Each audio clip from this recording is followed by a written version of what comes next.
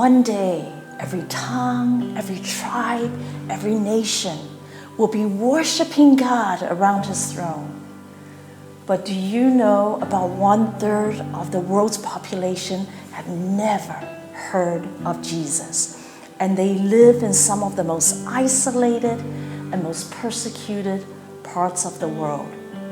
And despite of Christian effort, the percentage of Christian believers have actually decreased compared to world's population, except in places where ordinary disciples, ordinary Christians are making disciples, planting churches, multiplying churches, and unleashing church planting movements and disciple making movements. In our nations, we want to focus on communities that have minimal or no believers, no Christian workers, and no churches. We want to be like the Apostle Paul, who was the greatest missionary ever, who said, "It has always been my ambition to preach the gospel where Christ is not known, so that there is no place left where Jesus is not known and loved and worshipped."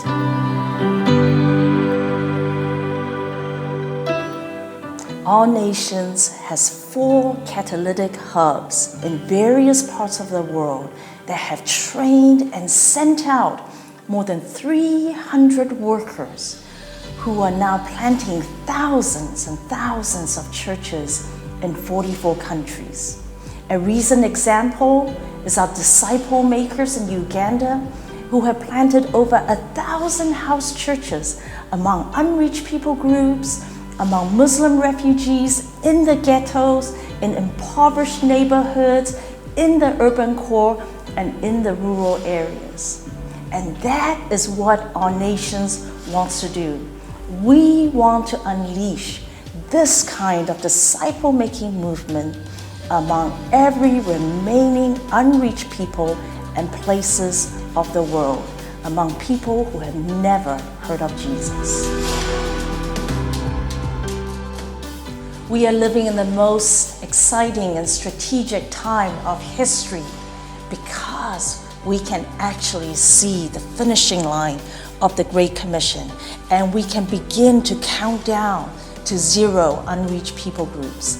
And that is why in our nations over the next few years, we are going to plant more hubs in every part of the world so that we can mobilize more direct resources and we can train and send more workers from every part of the world to preach the gospel of Jesus Christ in every corner and be part of finishing the Great Commission in this generation.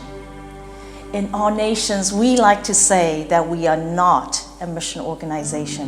We are a worship organization because our purpose is to work missions out of a job by establishing the love and knowledge and worship of Jesus Christ in every heart. Because where there is worship, there is no more need for missions. It is only heavenly worship.